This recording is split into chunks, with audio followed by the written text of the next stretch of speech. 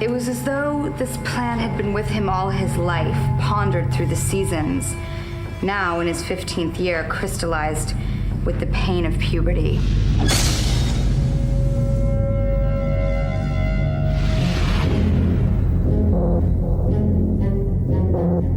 So, why'd you move here? My mom had to get a restraining order against my stepdad.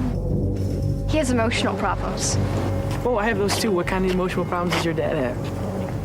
I met a new friend. Real or imaginary? Wake up, Donnie. Imaginary. I'm going to tell you a little story today about a young man whose life was completely destroyed by these instruments of fear. I've been seeing stuff. Donnie is experiencing what is commonly called a daylight hallucination. I have to obey him. He saved my life. Have you ever seen a portal? Has he ever told you about his friend Frank, the giant bunny rabbit? The what? Like every living thing follows along a set path. And if you could see your path or channel, then you could see into the future, right?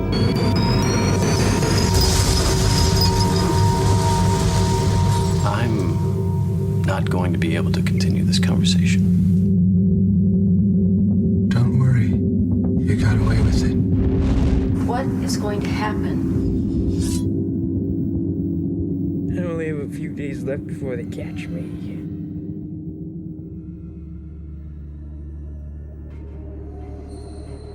All right, guys, thanks for tuning back into Dingo Reviews. My name's Chad. And this is Jeremy. All right, guys, so today we're going to be taking a look at a retro review we're doing for Donnie Darko, which we actually mentioned in our previous podcast, our top 5 Halloween films. And that was our number 1 film, so we thought we'd do an actual in-depth review for you guys. Yeah, this is one of our top favorite films of all time, regardless of genre. It really is something that transcends any genre, I think. Absolutely, Jer. So, and I think for a lot of our viewers or listeners, they may not have seen this film. This was a very independent film released back in 2001. It stars Jake Gyllenhaal, stars his sister Maggie Gyllenhaal, Jenna Malone. We've got a lot of great actors as well. We have Drew Barrymore. We also have Noah Wyle. Patrick Swayze. Patrick Swayze is in there as well, correct. It's directed by Richard Kelly. Like we said, it was released in 2001. Had a really small budget, actually. It had a $6 million budget, and when it was released, it only actually brought in, looks like about 1.5 million overall in its lifetime. Yeah. So very small release, very independent. And like I said, I do think a lot of our viewers and listeners may not have seen it. So what we're going to really try and do today is to get a lot of these people maybe invested in this film where they'd actually want to check it out. Yeah, I mean, my main hope for this review is that hopefully people who or may not traditionally give this movie a shot will. I mean, I will say that a lot of people who will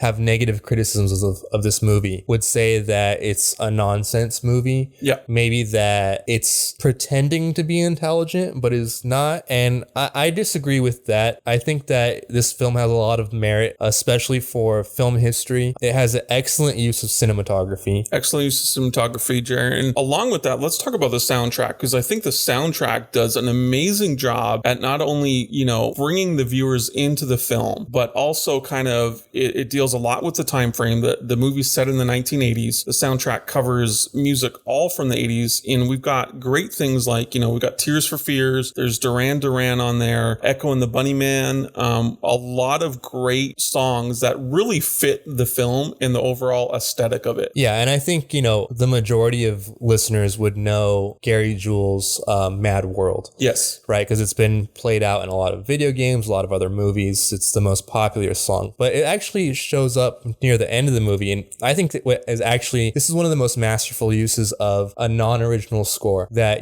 this movie didn't have a lot of budget. They utilized a lot of 80s songs, but they almost perfectly picked each song for each moment in the movie.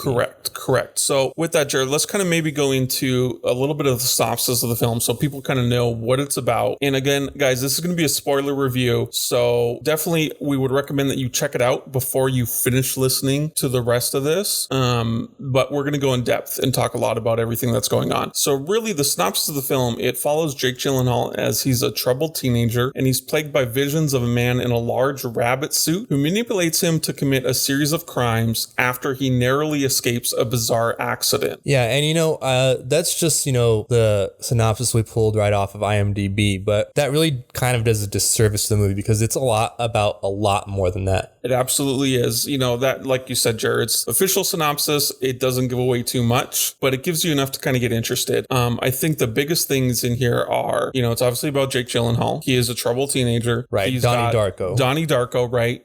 He's got some mental health issues for sure. He's got a lot of angst, probably a lot of rage and everything built up. Yeah, and I would say that one of the themes of the movie is, it kind of reminds me, now that we've seen Joker recently, a little bit of Joker, which is the point of, is he crazy or is the society he's in crazy? Correct. Right. I think there's a quote by a famous, philosopher or whatever. It's no sign of health to be sane in an insane world. Correct. And, and that's actually probably where Mad World comes in really well because it kind of deals with that as well, right? It deals like, am I the insane one or the people around me? And I think, this film does a lot to kind of cover that because there's a lot of things, is he hallucinating this large rabbit named Frank or is it actually going on? Let's go from there. Right. And I think that it's actually one of the main points of the movie. So let's kind of go through a little bit of general scene for scene. We know that the movie starts out with Donnie Darko. He wakes up in bed early in the morning and decides he's almost in a trance. He decides to go for a bike ride. And when he goes on the bike ride,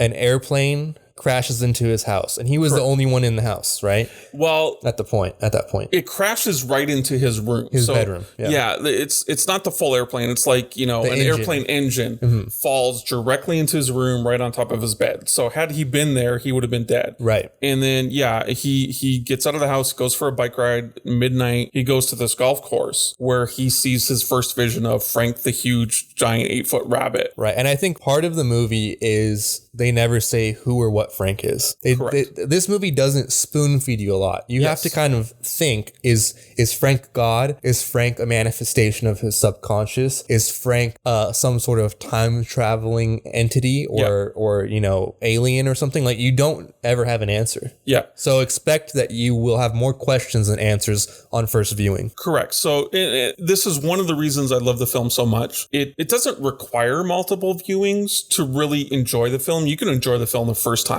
I did, yeah. First time I watched it, I loved it. But it's like the more times you watch it, the more things you can peel back from it. It's like, oh, damn, I didn't notice that the first time. Right. Or I didn't know this, the second, third time. It's like there's always something new that, we were just watching clips right now and I'm like, oh my God, that's a fucking great scene. Yeah, I mean, we forgot about a bunch of scenes because there's just so many in it. But I mean, okay, let's just give a gist. The essence of the movie is that the society that Donnie Darko is in, this suburban, typical, middle class America. Yeah. Right. He goes to a private school with his sister. There's a lot of absurdity and hypocrisy and everybody's trying to pretend that everything is fine. And he essentially gets obsessed with time travel. Yes. And it's because he's hallucinating this rabbit man, Frank. And this rabbit keeps telling him to do a lot of deviant things like commit vandalism, and through his acts of vandalism he actually unpeels like layers of an onion, unpeels all the facades of the society. I mean, there's the one act of vandalism. He goes to the school and he floods the school by breaking the water pipes. Right. And that leads to some uncovering of something we weren't privy to before. Right. He goes to Patrick Swayze's house at one point and starts burning down the house. And we reveal something about Patrick Swayze that wasn't known before. So like you said, through these active vandalisms, we're unpeeling kind of the onion of this perfectly surreal normal world and finding out more about it. Right. And I think that, one of the most powerful scenes is there's the paralyzed by fear speech. Because entirely too many young men and women today are completely paralyzed by their fears.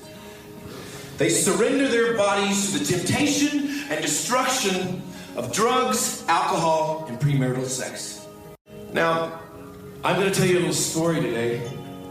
It's a heartbreakingly sad story about a young man whose life was completely destroyed by these instruments of fear. A young man searching for love in all the wrong places. His name was Frank. Good morning. Good morning. How much are they paying you to be here?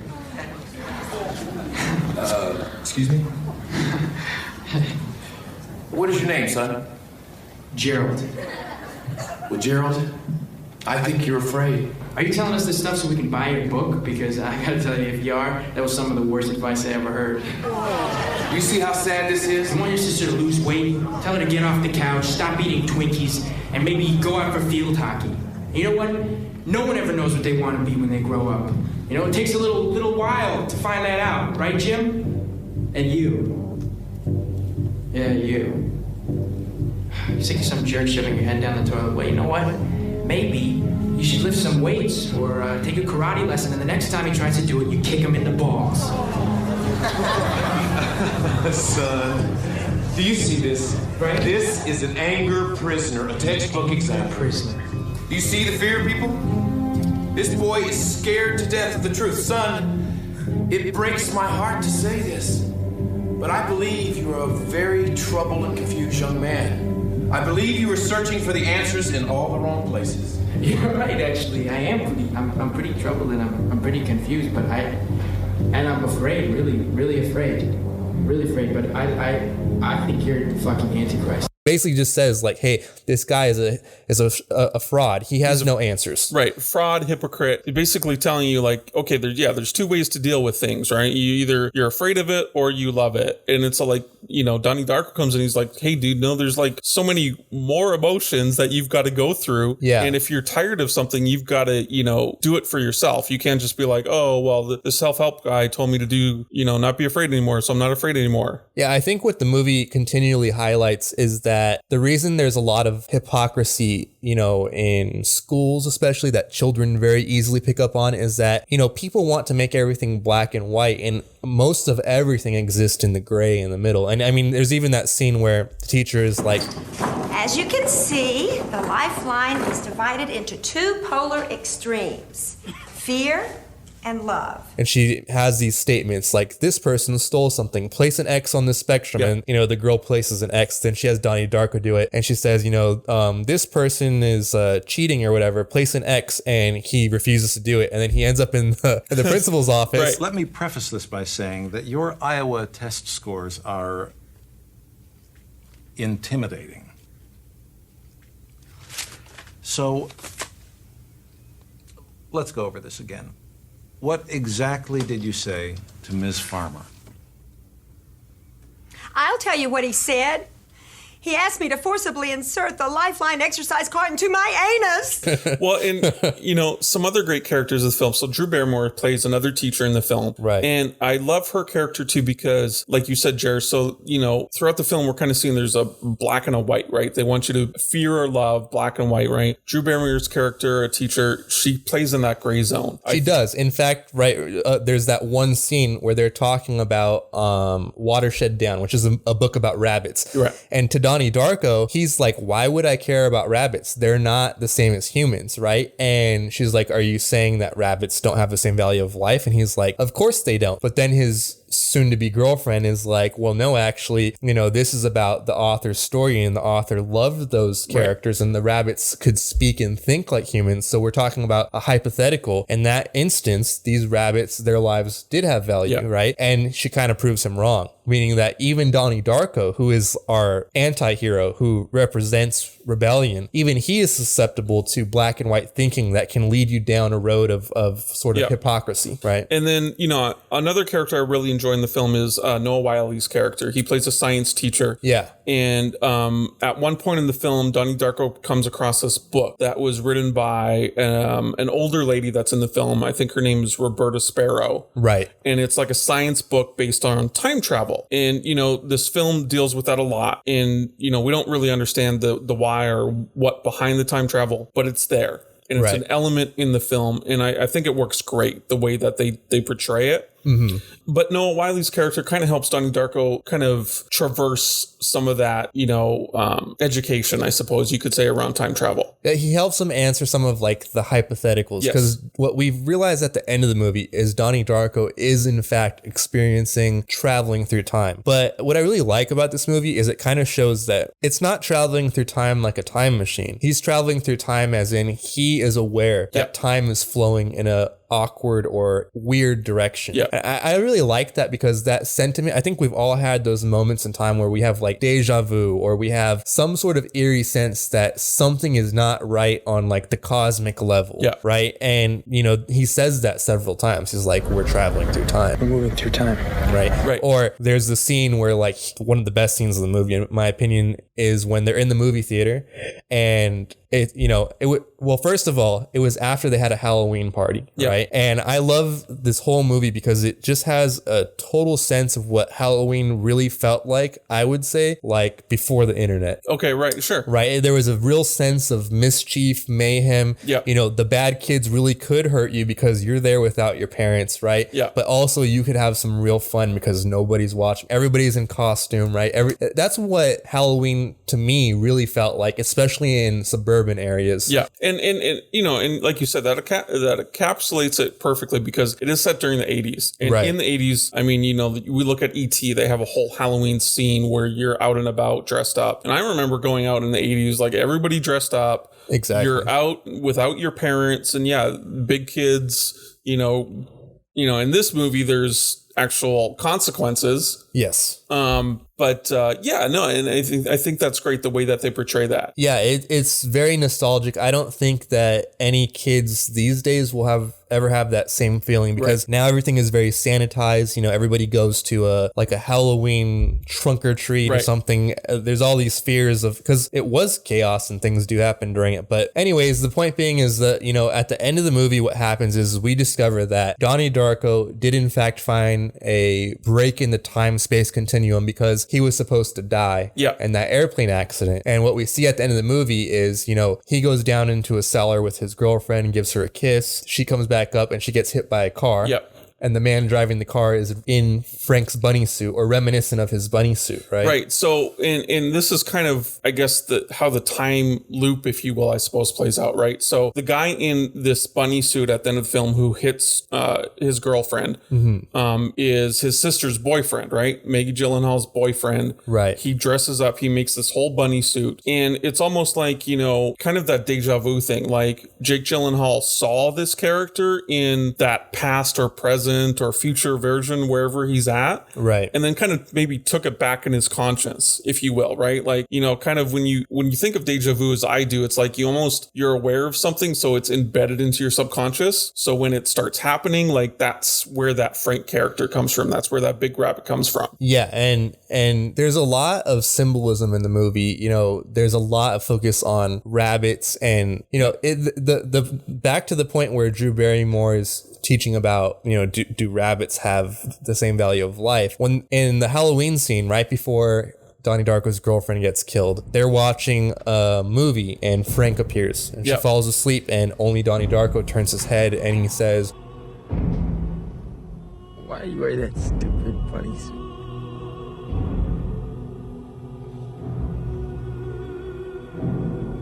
Why are you wearing that stupid man suit?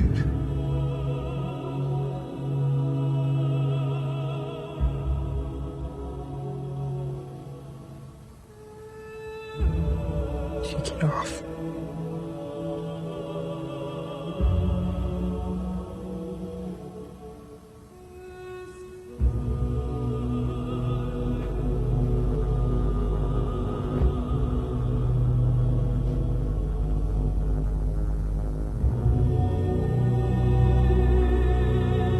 What happened to your eye?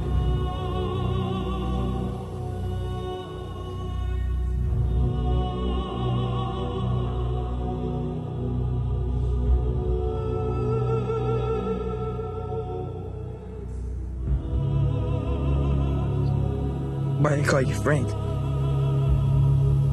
It is the name of my father. His father before me.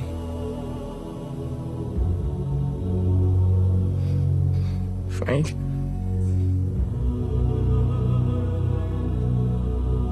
When's this gonna stop? You should already know that.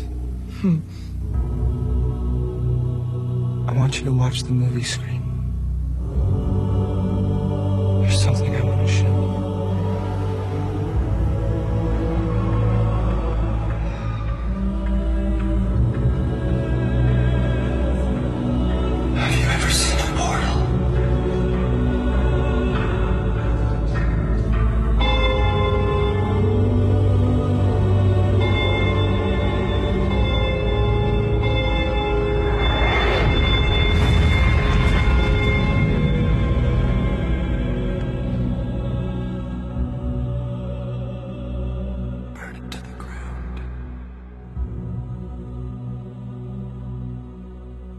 why are you wearing that stupid bunny suit anyways? And then he says, why are you wearing that stupid man suit? Yeah. Right. And I think that it ties together so well when, you know, the end happens and he ends up killing that guy wearing the bunny suit, right? And so I don't know. The thing is, it's not something you can fully articulate. I think that what this movie is really good.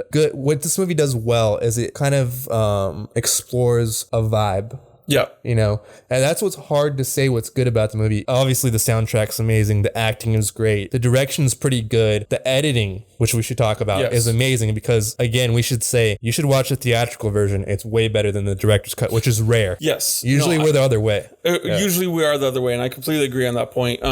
You know, I saw the director's cut years after I saw the original, and there's too many additional scenes. It's slow. It's very slow, and it takes away from the pacing of the film, right? Which made the original so good. Yeah, the original is good because it's like a 2-hour movie, but it feels like 30 minutes. Yeah. Like, and that's what I like about it. It's so rare that a movie doesn't have like a bunch of explosions and a bunch of gunfights, and it's just mostly talking and stuff happens. It feels like a lot happens in this movie. Yeah, no, there is definitely a lot that happens, and the good thing is like you're kind of tense throughout the whole movie, like what's going to happen next, and you know, why does he keep seeing this bunny? You want to find out all these answers, and you do at the end of the film. Like you're given answers, and then you're also given the ability to kind of like, okay, decide some things on your own. Like how do I want this to end in my head? You know what I mean? Yeah. What I kind of like about this movie is I think that it kind of explores the idea of destiny versus fate. Yeah. You know, that fate is something that you have no choice, that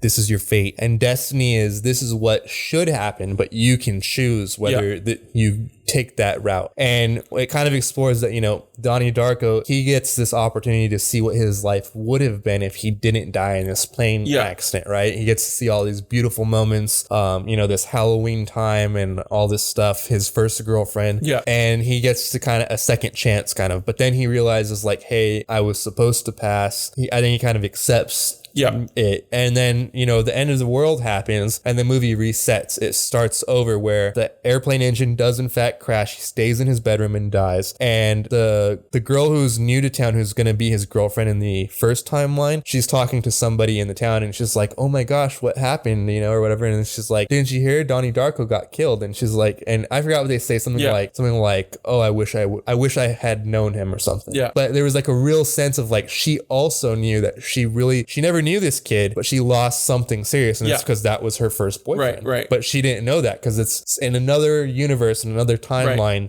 that happened, and she could still sense it. Yeah, and I mean, you know, one of the reasons this is one of my favorite films, I believe I have it ranked number 4 on my all-time favorite movies, is because it's kind of genre bending, right? Right. Like it's almost a thriller, like it's got thriller parts, right? A drama, it's got comedy elements into it. It's very funny. It is very funny. A dark kind of sense of humor, right? Yeah, and also I think this movie does a really great job of like, there's all these moments like when we're all in, most of us in public school or private school even, where like they're spoon feeding you their dogma, right? They're sending you through the DARE program, and then they're putting kids on Ritalin. Yeah. Like they're teaching you abstinence, and then the teacher is like, you know, sleeping with one of the students. Like, there's all those, we all have had those experiences where like, we know this is BS. Yeah. And this movie does a really good job of that. No, and I mean, it does capture, I think it captures very well the sense of teenage angst. Yes. Right? Like, I think Jake Gyllenhaal does a perfect job of presenting that to the audience. Same with Jenna Malone, you know? And then on the flip side, I think there's the one crazy teacher, I'll call her crazy, if you will, she's the fear and love teacher, right? Right. And she does the instruction for Donnie Darko's younger sister dance team. And she's all about like, you know, kind of almost like your crazy religious person, if you will. Right? Yeah, she reminds me of, there's like several teachers I've had the sparkle motion dance instructor teacher who at one hand is like super conservative and like, you know, all about fear versus love. Yeah. On the other hand, she's instructing these pre-teenage girls to do like I wouldn't say sexy dance, but a sexualized dance routine, which is like so silly, you know. And that pays perfect kind of into the reveal we get about Patrick Swayze's character. Right, where he's a self-help guru and he's giving out all these positive and like, you know, I'm super awesome and I'm a good guy and everything. And we find out basically he's a pedophile. Yeah, exactly. And so there's a lot of that to the movie. So what I think this movie does expertly, better than any other movie, is it actually captures a sense of nostalgia. I think that almost anybody who watches this as an adult can think back to a time when they were younger where they're like, I remember that emotion. Yep. It does that very well of triggering emotion, the same way that like smelling a cookie might remind you of your grandma's house. Yeah. It does that very well, and it's very hard to articulate what that is exactly. Right. And I think that, you know, goes a long way for our viewers. Like, this is a film you do have to see for yourself. Yeah. You know, because it is so independent, you know, unless maybe we were talking about, a lot of people may not have heard of it or have thought about watching it. Yeah. And I would say try to watch this movie and have some patience with it, because I think a lot of people are very used to that typical linear structure of here's the beginning, here's the foreshadowing, here's the inciting incident, the middle and the end. And I actually particularly think most films should stick to that. But this is one instance where the filmmaker is skillful enough that they go outside that typical plot structure and it's actually beneficial. Yeah. It makes it more interesting and more exciting. And I think that most people, if anything, you'll enjoy the visuals, you'll enjoy the Halloween themed, you'll enjoy the pranks or vandalism that Donnie Darko does. If you're a fan of Jake Gyllenhaal, you got to start with this movie. And also, this is really the only movie. This was kind of a one-hit wonder for Richard Kelly. It kind of was. I mean, if we look at his filmography since then, it's not that great. Yeah, it's not that great, and I mean, that's unfortunate. Sometimes that happens, but sometimes you just have that one-hit wonder, but that one-hit wonder is a masterpiece. Yeah, I totally agree. Yeah, and so this is what I think. I think this is when we have the rare instances of Hollywood taking its, you know, hands off the throat of the director and saying, just make whatever you want. Because from what I understand, watching the behind the scenes, is that's kind of what happened, is that at first, like, this movie wasn't going to get made. And then I think Richard Kelly somehow did his magic and made it happen with very little control over the movie. Well, and, you know, and that's great. I mean, you know, like we said before, budget of $6 million. Right. It was technically a box office failure. No, technically it was, right? Yeah. Like, I mean, you know, they lost money on this in the box office. Now, if we look at DVD, Blu-ray sales after the fact, probably better. I'm sure in my view, from what I've seen in other film circles, it is a cult favorite. Yeah, I mean, everybody who is a film nerd has seen this movie. It is definitely, you know, people are aware of this movie in film circles. I think the general population, the general audience, you know, they may not be aware of films like this. So, you know, I think it's a great service for us to try and get out a good word for smaller films like this. Yeah, and, you know, I think that's all I have for this movie. It is hard to even give a synopsis, but what I will say is the number one thing I always take away from this movie is how great each individual scene is. Each scene is packed with it's saying something. Yeah, and you know? I think Richard Kelly did an excellent job on that. There's a lot of movies nowadays where scenes could easily be cut and you wouldn't skip a beat. I don't think there's one scene in this movie that you could cut and you wouldn't have it feel impacted. Yeah, the scenes feel full of substance, something meaty. There's either some sort of foreshadowing that's going to pop itself up in later instances of the film, or, you know, there's some sort of additional dialogue where you can call back, be like, okay, now that makes sense. Yeah. And that's why for me, this movie is easily, as our retro score, I easily give it 10 out of 10 dingoes. It is, in my opinion, one of the rare instances of a nearly perfect film, even though it goes outside a traditional plot structure. It goes outside a genre structure. And you might watch it a couple times and think it doesn't make sense. Even with that, I think that it's such a valuable film to the film community. It's a 10 out of 10. Yeah, I agree with that, Jared. It's a 10 out of 10 for me. I would, you know, agree and, you know, state a lot of the things you've already said. I just think for me, you know, it's probably one of Jake Gyllenhaal's first. I think he maybe did Bubble Boy, but this is one of his first drama kind of films. I think he did an excellent job portraying that teenage angst. I think Richard Kelly did a great job directing this. And I think for me personally, it hits on everything that I like in films. I love films that deal with like time travel and kind of like you talked about that destiny versus fate kind of films that deal with that. I'm a sucker for them. Yeah, I love it. I love everything about it. I mean, for me, we could talk about this movie forever because there's so much I like about it. I mean, another thing I always forget is just how good the cast is. I mean, we have Patrick Swayze, we have Maggie Gyllenhaal playing the sister of Jake Gyllenhaal. Right, the perfect casting choice, right? Yeah, it's just like, it's so good. And while they don't have a lot of scenes together, the scenes that they do have together, I don't know if they just ad-libbed a lot of it, but I think they did. You could totally tell they are brother and sister. Yeah, I mean, there's this one scene where Maggie Gyllenhaal says, Donnie, you're such a dick. Whoa, Elizabeth. A little hostile there. Maybe you should be the one in therapy, then Mom and Dad can pay someone $200 an hour to listen to all your thoughts, so we don't have to. Okay. You want to tell Mom and Dad why you stopped taking your medication? You're such a fuck-ass. Please. Did you just call me a fuck-ass? Elizabeth, that's enough. You can go suck a fuck. Oh, please tell me, Elizabeth, how exactly does one suck a fuck? You want me to tell you? Please, tell me. We will not have this at the dinner table. Stop.